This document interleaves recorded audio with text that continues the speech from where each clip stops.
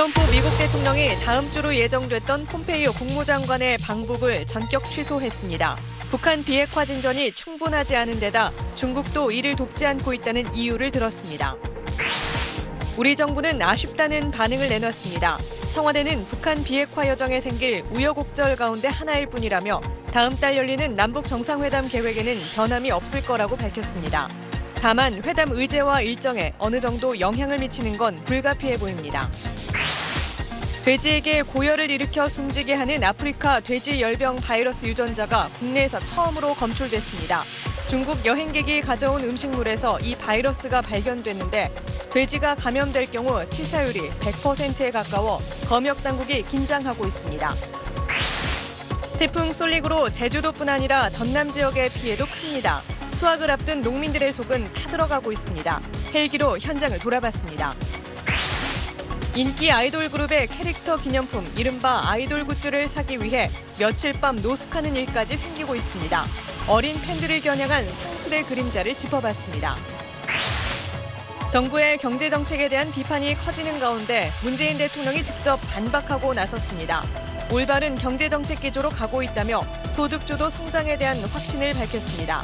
경제지표 악화에 대한 비판을 정면 돌파하겠다는 의지로 풀이됩니다.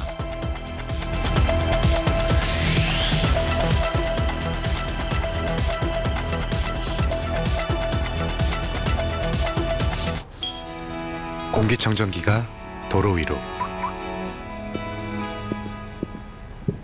내일을 바꾸는 현대수소 전기차.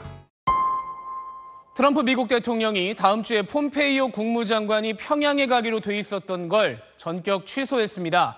비핵화에 진전이 없어서라고 이유를 달았습니다. 북한도 북한이지만 중국이 무역 문제 때문에 비핵화에 협조를 안 하고 있다면서 같이 강하게 비판했습니다. 먼저 워싱턴 손성민 특파원입니다. 다음 주 북한에 간다던 폼페이오 국무장관의 발표 하루 만에 트럼프 대통령이 방북 취소 사실을 알렸습니다. 자신의 트위터에 한반도 비핵화와 관련해 충분한 진전을 이루고 있다고 느끼지 않기 때문에 폼페이오 장관에게 북한에 가지 말라고 요청했다고 밝혔습니다. 게다가 중국도 무역에 있어서 미국의 강경한 태도 때문에 예전만큼 비핵화 과정을 돕고 있지 않다고 지적했습니다. 종전선언이 먼저라며 버티고 있는 북한과 미국과의 무역전쟁 이후 대북 제재에 느슨한 모습을 보이는 중국을 한데 묶어 비판한 겁니다. 트럼프 대통령은 다음 방북 시기와 관련해서도 중국과의 무역 관계가 해결된 이후라고 밝혀 공을 중국에 넘겼습니다. 트럼프 대통령이 북미 협상에 진전이 부족하다고 인정한 건 싱가포르 정상회담 이후 처음이라고 워싱턴 포스트는 지적했습니다. 하지만 김정은 위원장에 대해선 따뜻한 안부를 전하고 싶다, 곧 만나길 고대한다고 말해 여전히 2차 정상회담 가능성을 열어뒀습니다. 트럼프 대통령은 지난 5월에도 북미 정상회담을 20일 앞두고 북한의 대미 비난을 이유로 회담을 전격 취소한 바 있습니다. 워싱턴에서 SBS 손성민입니다. 자, 앞으로 상황이 어떻게 진행될지 워싱턴, 베이징, 서울에서 차례로 짚어보겠습니다. 먼저 워싱턴 갑니다. 손성민 특파원. 네, 워싱턴입니다. 네, 장관은 어제 평양 간다고 발표를 했는데 대통령이 이걸 하루 만에 뒤집고 전에도 봤던 패턴이긴 합니다만은 역시 판단 바뀌는 게 굉장히 급박합니다. 네, 오늘 오전 백악관으로 트럼프 대통령 외교안보 참모들이 긴급 소집됐습니다. 폼페이오 장관은 물론이고 앤드류 김 백악관 중앙정보국 CIA 한국센터장도 모습을 보였습니다. 트럼프 대통령은 이들의 의견을 구한 뒤에 직접 방북 취소 트위터 문구를 올렸습니다. 이 시각 국무부는 방북 관련 추가 브리핑 자료를 준비하고 있었을 정도로 취소 발표는 전격적이었습니다. 국무부에 어떻게 된 거냐고 물어봤는데 트럼프 대통령이 국가안보회의팀과 결정한 내용이라고만 답했습니다. 네, 이런 급박한 결정 그럼 트럼프 대통령이 직접 했다는 건데 이런 의도 현지에서는 어떻게 읽고 있습니까? 네, 중국을 끌어들이긴 했지만은 또다시 빈손 방북이 될 것을 우려한 것이란 해석이 많습니다.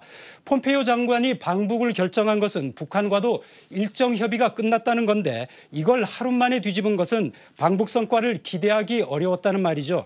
외교가에선 북한이 김정은 위원장과의 면담에 대해서 끝내 확답을 하지 않은 것에 대해서 트럼프 대통령이 화를 냈다는 이야기도 나오고 있습니다. 미국 안에 여론이 복잡한 상황에서 평양에 빈손으로 갔다 오는 게 정치적으로 좀 많이 부담이 되겠죠. 그러면 이 짧은 시간에 혹시 이런 상황이 바뀔 반전 가능성 어느 정도나 있다고 봐야 될까요? 지난 5월에도 정상회담을 취소했다가 북한이 진심이 그게 아니다라고 해명을 하니까 다시 회담을 하기로 했었죠.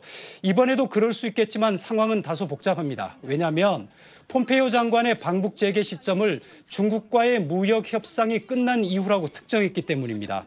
미 행정부 고위 관리는 폼페이오 장관이 오도 가도 못하는 처지가 됐다고 말했습니다. 지금까지 워싱턴입니다.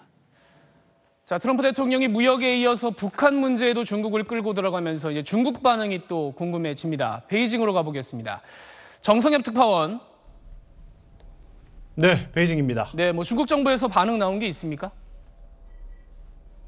네, 중국 정부는 아직 공식적인 입장을 내놓지 않고 있습니다. 오늘이 휴일인 이유도 있겠고요. 또 트럼프 대통령의 트위터에 이 중국 정부가 즉각 반응하기도 애매한 상황이라는 점도 이유일 수 있을 것 같습니다. 이 중국 관영 매체들은 이 폼페이오 장관의 4번째 방북이 취소됐다는 사실을 간략하게 전하고 있습니다. 하지만 이 트럼프 대통령이 이 북한의 비핵화 과정에서 중국의 비협조를 지적한 부분은 언급하지 않고 있습니다. 그만큼 중국이 이 사안을 민감하게 받아들이고 있다는 방증일 수 있습니다. 자, 지금 미국하고 여러모로 분위기가 안 좋은 상황에서 트럼프 대통령이 이렇게 북한 문제까지 밀어붙이니까 계산이 여러모로 좀 복잡해지겠어요. 그렇습니다. 이 중국은 그 비핵화 협상 과정에서 중국 배후론이 거론될 때마다 UN 대북제재 결의안을 충실하게 지키고 있다는 점을 강조하면서 미국의 의심을 일축해 왔습니다. 그러면서 한편으로는 이 북한과의 접촉면을 계속 늘려가면서 한반도에 대한 영향력을 유지해 왔습니다. 그런데 최근엔 미국과의 무역 전쟁에서 다소 열세를 보이고 있는데 이 트럼프 대통령이 이 무역 전쟁과 북핵 문제를 연계해 중국에 경고장을 보내면서 이 시진핑 주석의 머릿속을 복잡하게 만들었다는 분석이 나오고 있습니다. 이 당장 시 주석 입장에서는 다음 달 유력해 보이는 평양행도 이 고민거리가 되지 않을 수가 없게 됐는데요. 이 트럼프 대통령이 이렇게 대놓고 경고하는 상황에서 이 방북을 강행한다면 북핵 문제는 물론 미중 무역 전쟁의 악화 책임도 몽땅 다 뒤집었을 수 있기 때문입니다. 그렇기 때문에 이 시진핑 주석의 방북 여부와 시점이 상황에 맞게 변화할 수 있다. 이런 전망도 현지에서 나오고 있습니다. 지금까지 베이징에서 전해드렸습니다. 네, 이번에 우리 정부 반응 알아보겠습니다. 청와대로 갑니다. 정유미 기자. 네, 청와대입니다. 폼페이오 장관이 갔다 왔다면 뭔가 막히는 게 뚫리지 않을까라는 기대를 했을 텐데 우리 정부도요. 지금 반응 어떻습니까? 네, 폼페이오 미 국무장관이 강경화 외교장관에게 전화로 방북 연기 배경을 설명했는데요. 강 장관이 많은 기대감을 갖고 있던 방북이 연기돼 아쉽게 생각한다 이렇게 말을 했습니다. 아쉽다는 말, 우리 정부의 지금 심정을 잘 표현한 것 같습니다. 폼페이오 방북을 계기로 북미 비핵화 협상에 속도가 나면 이를 바탕으로 9월 평양 정상회담도 내실 있게 하겠다는 게 우리 정부의 구상이었기 때문입니다. 하지만 이 북미 정상회담도 취소된 경험이 있어서인지 큰 충격이다 이런 반응은 아닙니다. 네, 그런데 정상회담 연락사무소 이런 걸 준비하던 우리 정부 입장에서는 트럼프 대통령이 핵 문제에 진척이 없다 이렇게 직접 지적하고 나서는 게 좀 부담스럽지 않을까 싶습니다. 네, 개성 남북 공동 연락사무소 개소식이나 평양 정상회담 다 날짜가 발표되지 않은 상태인데요. 청와대는 큰 변화는 없을 거라고 했습니다. 북미 남북 바퀴가 함께 잘 굴러가면 좋지만 꼭 같은 속도로 가야 하는 거는 아니란 겁니다. 그런데 어제만 해도 9월 남북 정상회담 준비 상황 물었을 때 청와대는 폼페이오 방북 이후에 일정이나 의제를 구체화할 수 있다고 했습니다. 따라서 어느 정도 이 정상회담 의제와 일정에 영향을 받는 거는 불가피해 보입니다. 연락사무소 개소 역시 영향 안 받을 수 없겠죠. 청와대는 그렇더라도 일희일비하진 않겠다는 입장입니다. 청와대 고위 관계자는 북한 비핵화 여정에 여러 우여곡절이 있을 텐데 이번 방북 연기도 그중 하나라고 말했습니다. 외교부 당국자도 긴 안목에서 대화의 모멘텀을 유지하는 게 중요하다고 했습니다. 지금까지 청와대에서 전해드렸습니다. 네, 이런 중에도 북한은 보름 뒤 9월 9일 정권 수립 70주년 행사 준비에 한창입니다. 한미 정보망이 과정을 계속 지켜보고 있는데 평양 외곽에 ICBM 발사 차량 아닌가 싶은 물체가 등장해서 또 집중 관찰 중입니다. 김태훈 기자입니다. 미국의 소리 방송이 공개한 지난 22일 평양 미림 비행장 위성 사진입니다. 북쪽 광장 도로에 전차와 장사정포 그리고 대형 차량이 3열 또는 2열로 줄지어 이동하고 있습니다. 전형적인 열병식 대형입니다.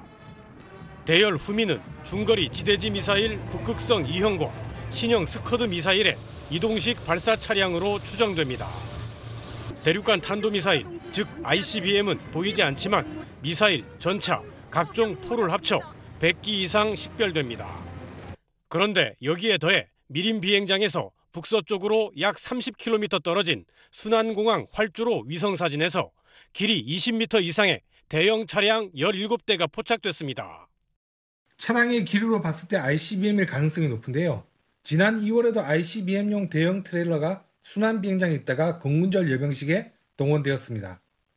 군 고위 관계자는 최소한 화성 12형 같은 중거리 미사일이 열병식에 나올 것으로 본다며 ICBM 참가 여부는 분석 중이라고 말했습니다. 중거리 미사일은 미국령 괌을 위협하고 ICBM은 미 대륙을 직접 노리기 때문에 북한의 구구절 열병식은 주춤거리는 북미 비핵화 대화 국면에 또 다른 부담이 될 전망입니다. SBS 김태훈입니다. 네, 다음 소식입니다.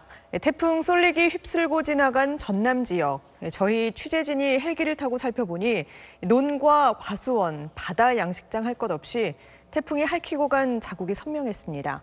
그런데 내일 남부지방에 또 많은 비가 예보돼 있어서 걱정입니다. 이현영 기자의 보도입니다. 태풍이 핥히고 지나간 바다 위. 일렬로 반듯반듯 늘어서 있어야 할 양식시설물이 뒤죽박죽 엉켜 있습니다.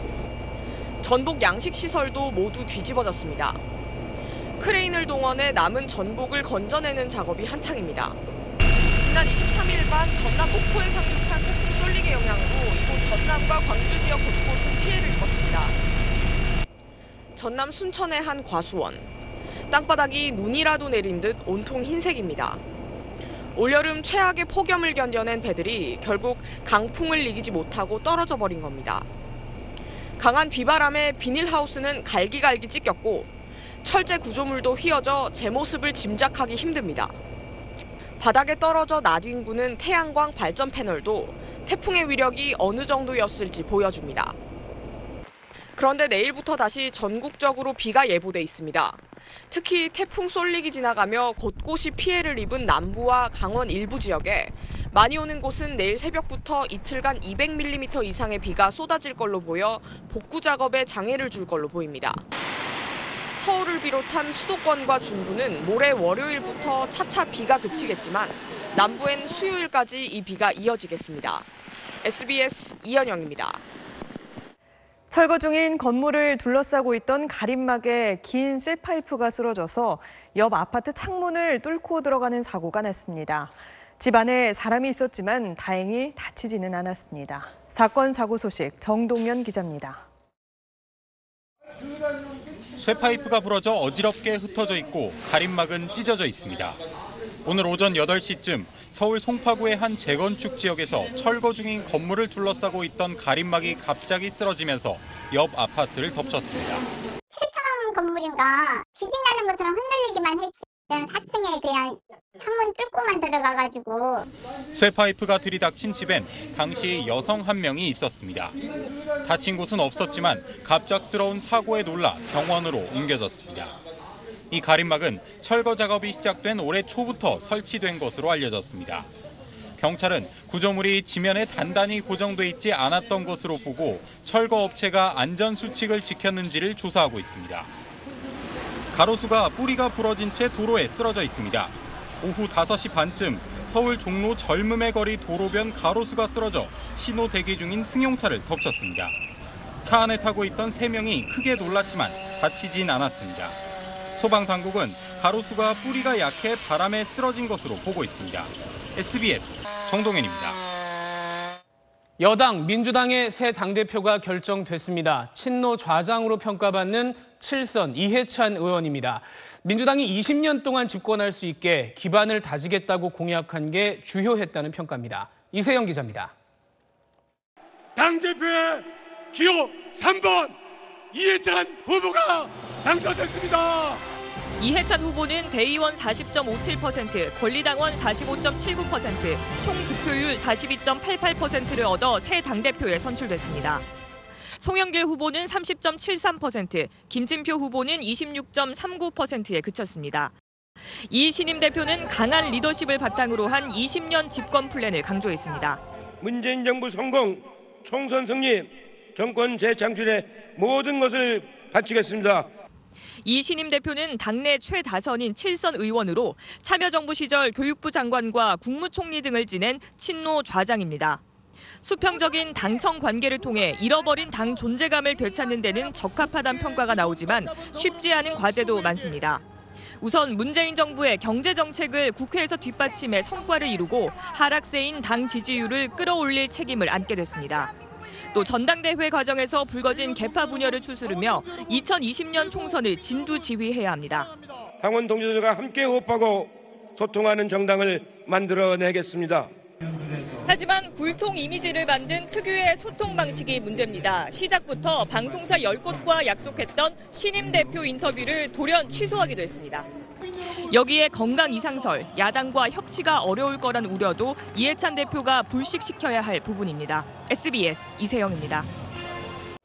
그런데 이 민주당 전당대회에 문재인 대통령이 보낸 영상 메시지가 또 화제입니다. 지금 정부의 경제 정책이 올바른 방향으로 가고 있다고 직접 입장을 밝힌 겁니다. 이한석 기자입니다. 당대표를 뽑는 더불어민주당 전국 대의원 대회에 문재인 대통령이 영상 메시지를 보냈습니다. 축사였지만 경제정책에 대한 입장 피력의 3분의 1을 할애했습니다. 특히 고용 쇼크에 대한 비판에 맞서 긍정적인 경제 지표들을 나열하며 반박했습니다.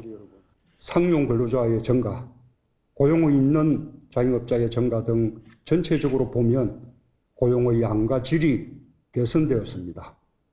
다만 청년과 취약계층의 일자리, 소득의 양극화, 노후 빈곤 문제를 해결하지 못하고 있다면서 이것이 바로 소득 주도 성장을 강화해야 하는 이유라고 설명했습니다. 우리는 올바른 경제정책 기조로 가고 있습니다. 정부는 고용 문제와 소득의 양극화 해소를 위해 전력을 기울일 것입니다. 대통령이 직접 경제정책 기조에 대한 확신에 찬 메시지를 낸 겁니다. 청와대 고위 관계자는 정책이 모두 실패한 게 아닌데 나쁜 경제 지표들만 부각되는 걸 보며 문 대통령이 굉장히 답답해했다고 설명했습니다. 내일은 장하성 정책실장이 경제 상황에 대한 기자간담회를 엽니다. 경제 정책에 대한 비판을 잠재우고 국민 지지를 확보하는 데 주력하는 모양새입니다. SBS 이한석입니다. 문재인 대통령이 이렇게 직접 나선 건 야당과 일부 보수 진영이 소득주도 성장을 접으라고 하는 데 대해서 정면 돌파하겠다는 뜻을 밝힌 걸로 해석이 됩니다. 박민아 기자가 의미를 분석했습니다. 장하성 청와대 정책실장은 나쁜 지표들만 부각되면서 소득주도 성장 정책이 지나친 비난을 받고 있다고 밝혔습니다. 고용원이 있는 자영업자는 늘었고요. 고용원이 없는 자영업자가 크게 줄었고 이것을 최저임금 탓으로만 돌리는 것은 저는 지나친 해석이다 이렇게 생각합니다. 수년간 지연된 제조업 구조조정 영향과 경기 부진 등이 복합적으로 작용하는 상황에서 경제지표 부진을 최저임금 인상 등 소득주도 성장 탓으로만 돌리는 건 적절치 않다는 겁니다. 야당과 경제계 일부에서 정책 오류 인정을 강하게 압박하고 있지만 대통령의 오늘 발언은 소득주도 성장론이 정권의 철학인 만큼 시행 1년도 안 돼 수정하는 건 있을 수 없다는 입장을 재확인한 겁니다. 경제체질 변화 시기에 생길 수 있는 부작용들은 재정 확대 등으로 보완하면서 지지층부터 결집해 돌파하자는 전략으로 풀이됩니다. 내년 초부터는 기저효과 등으로 고용과 분배 지표가 다소 개선될 수 있다는 관측도 힘을 실어주는 요인입니다. 하지만 청와대가 경제철학 고수에 완강할수록 증상이 나쁜데 엉터리약을 더 쓰자는 얘기냐는 반발도 거세질 전망입니다. 청와대는 소득주도 성장이 최저임금 인상만으로 오해되지 않도록 생계비 인하 등 다른 정책 수단을 부각하고 과감한 규제 개혁에 나설 것으로 보입니다. 분위기 쇄신을 위해 일부 경제부처 장관들의 교체도 예상되고 있습니다. SBS 박민호입니다.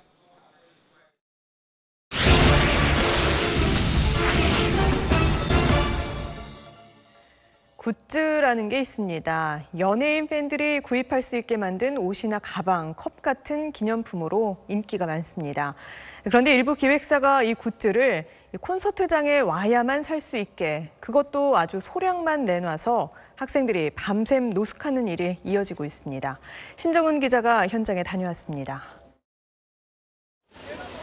금요일인 어제 오후 서울 잠실주 경기장에 긴 줄이 늘어섰습니다. 경기장을 빙 둘러싸고도 남을 정도입니다. 어둠이 깔리면서 줄은 더 길어졌습니다. 어느새 바로 옆 대형 주차장까지 다 채워졌습니다. 목요일 4시부터 기다리고 있어서 지금 한 3번째 줄 정도에. 이 줄은 다음 날인 오늘 유명 아이돌 그룹 방탄소년단의 공연장에서 현장 판매하는 한정판 굿즈를 사기 위한 줄이었습니다. 자정을 넘긴 시간인데요. 바람에 머리카락이 휘날릴 만큼 조금 쌀쌀해진 날씨입니다. 그럼에도 굿즈를 사기 위해 선 줄로 대형 주차장이 가득 찼습니다. 돗자리와 담요는 기본, 텐트와 간이 의자까지 등장했습니다.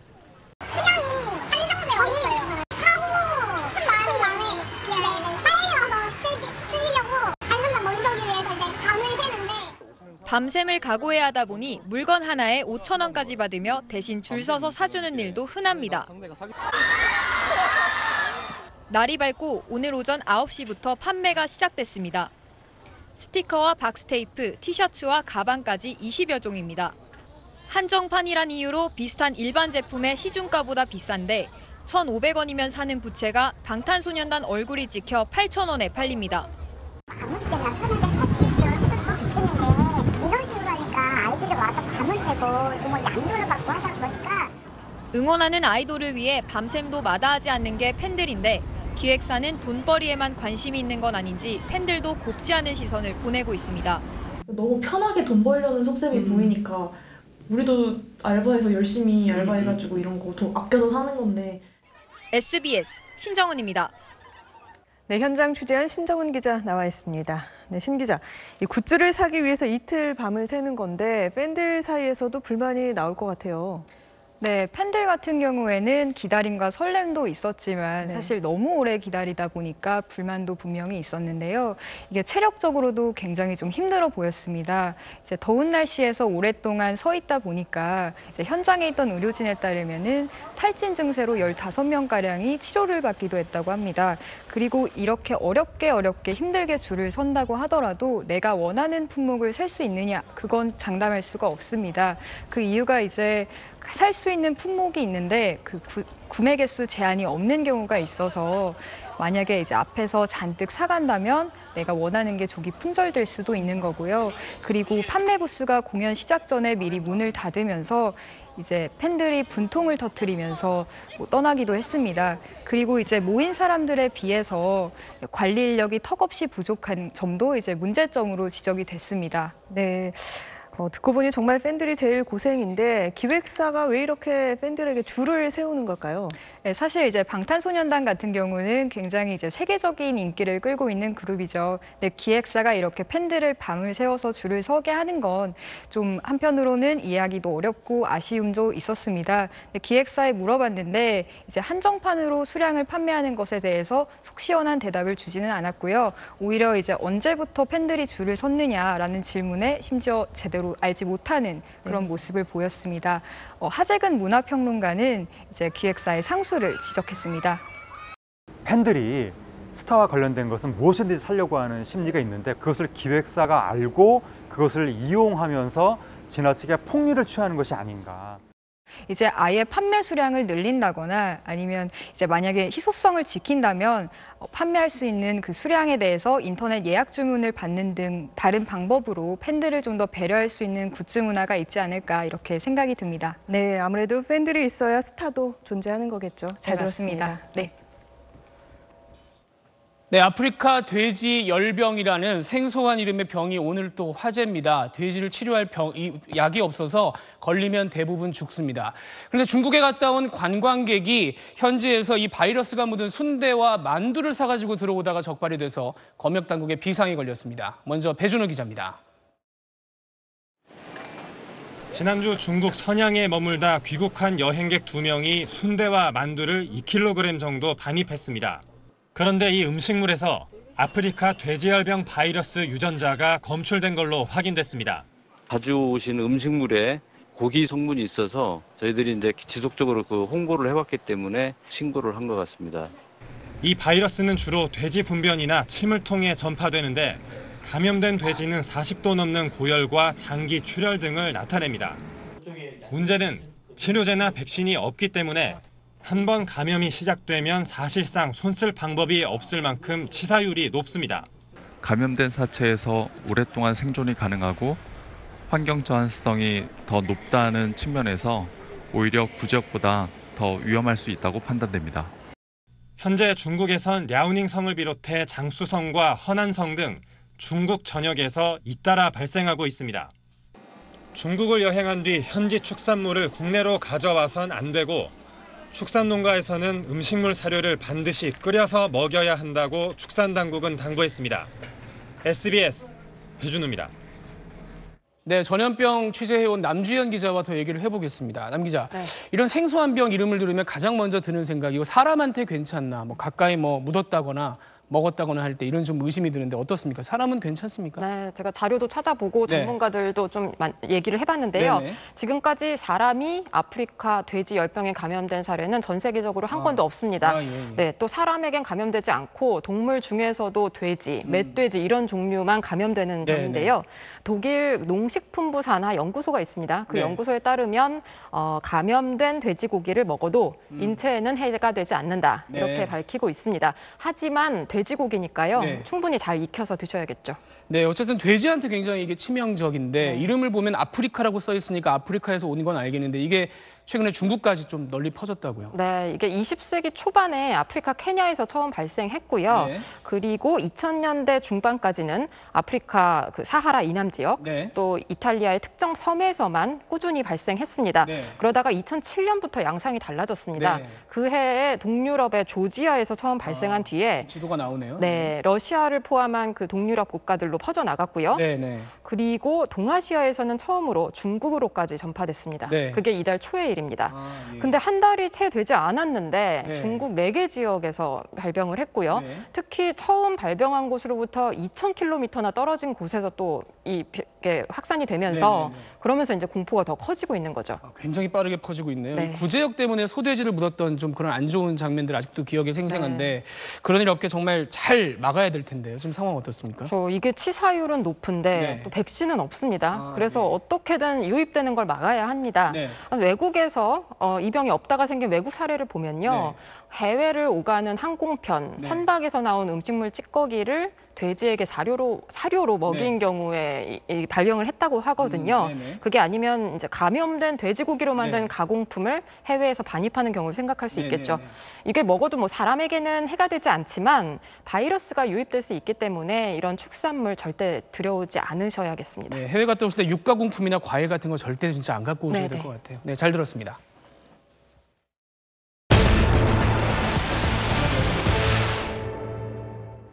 최근 일자리 상황을 집중적으로 점검하는 시리즈 이어갑니다. 오늘 대통령도 경제 정책 방향이 옳다면서도 취약계층 일자리 문제는 해결하지 못했다고 말하기도 했습니다.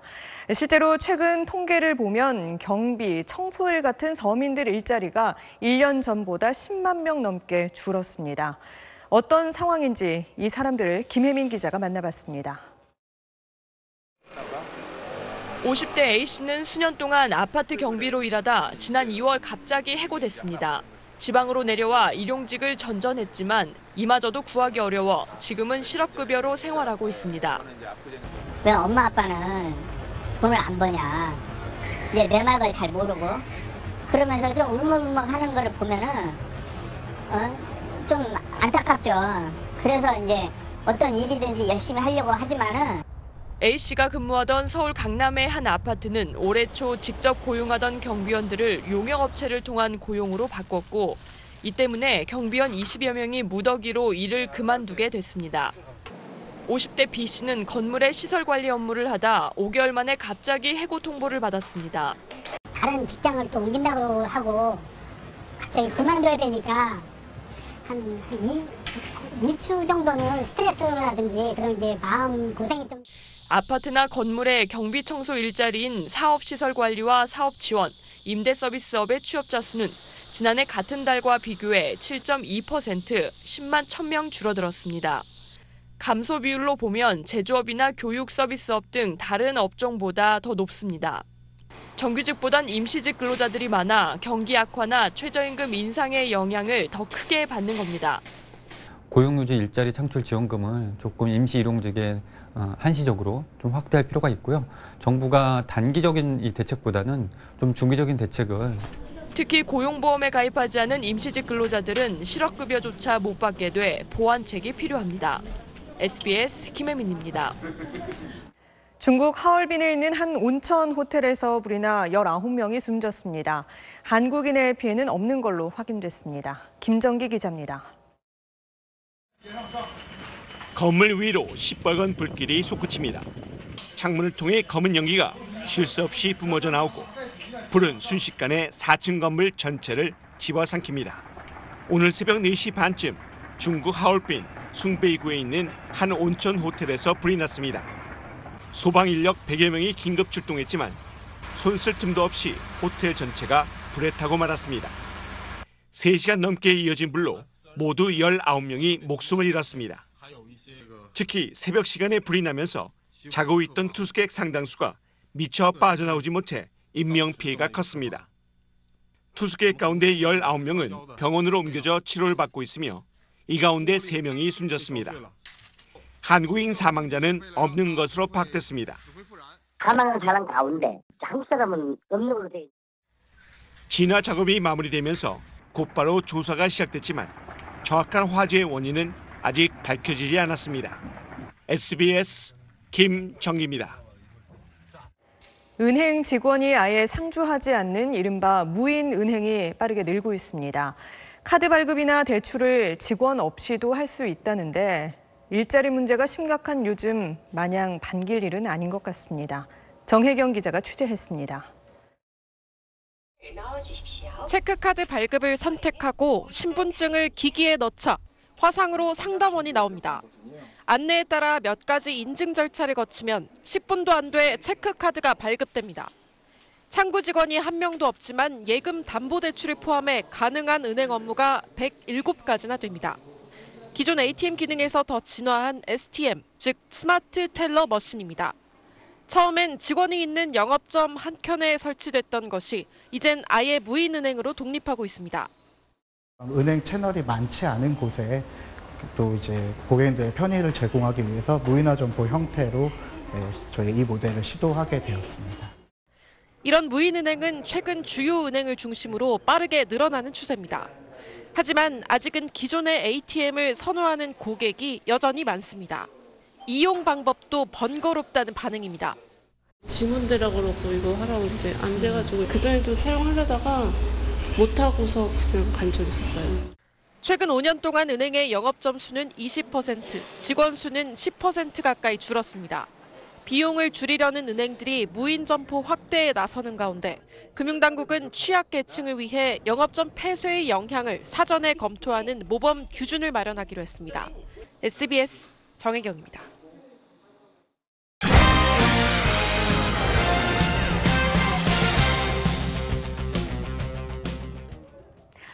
여기는 자카르타입니다. 남북 단일팀이 아시안게임 사상 처음으로 메달을 따냈습니다. 여자 카누 용선에서 동메달을 거머쥔 선수들은 함께 아리랑을 불렀습니다. 정희돈 기자입니다. 하늘색 유니폼을 입은 단일팀 선수들이 출발 신호에 힘차게 노를 졌습니다.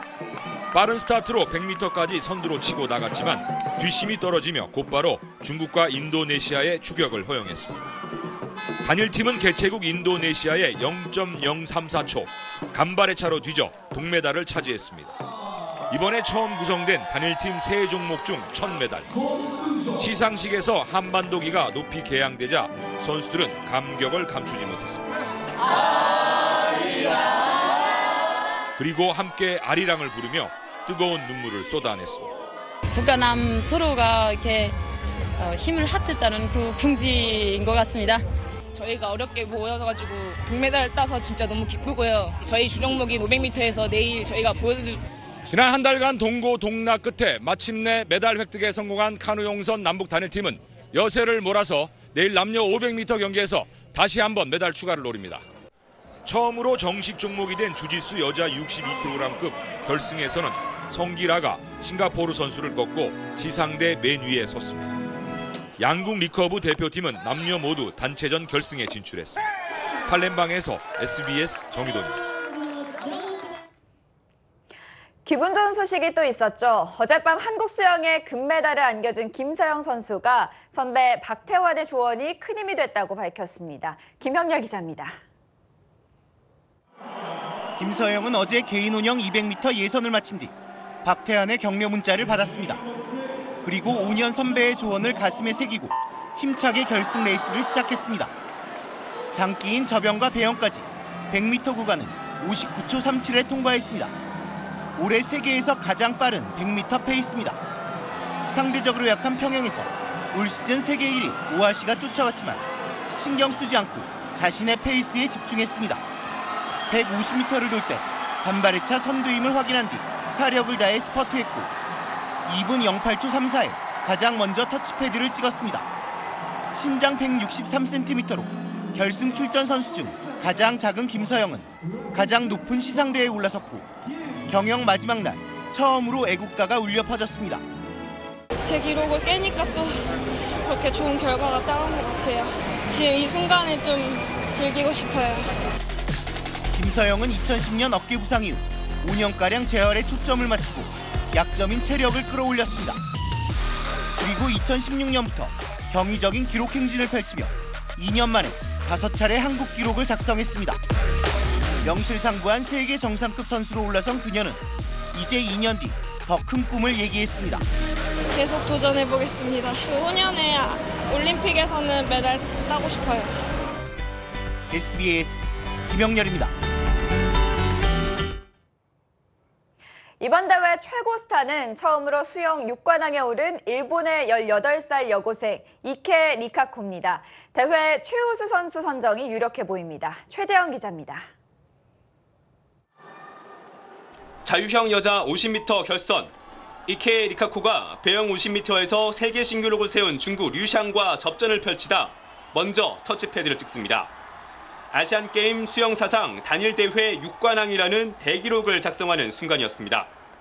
이케이는 100m 자유형, 50m와 100m 저병, 400m 개영에서는 대회 신기록으로 우승했고 홍계영 400m에서도 시상대 맨 위에 올랐습니다.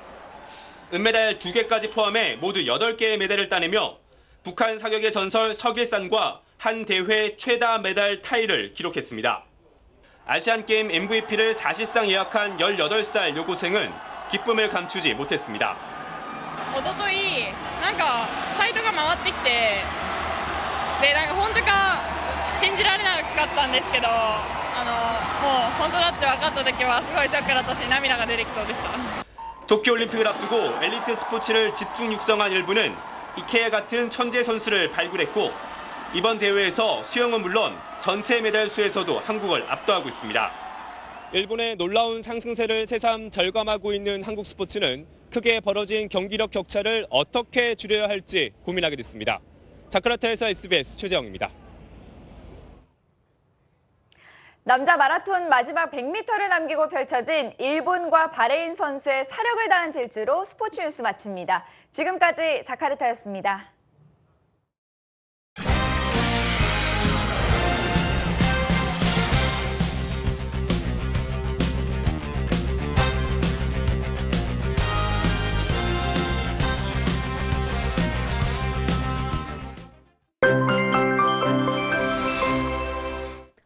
태풍이 지나가고 이제 좀 맑은 하늘을 볼 수 있으려나 싶으셨을 텐데 아쉽게도 충청도와 남부지방 곳곳에 비가 내리고 있습니다. 내일 오후가 되면 전국으로 확대되겠습니다.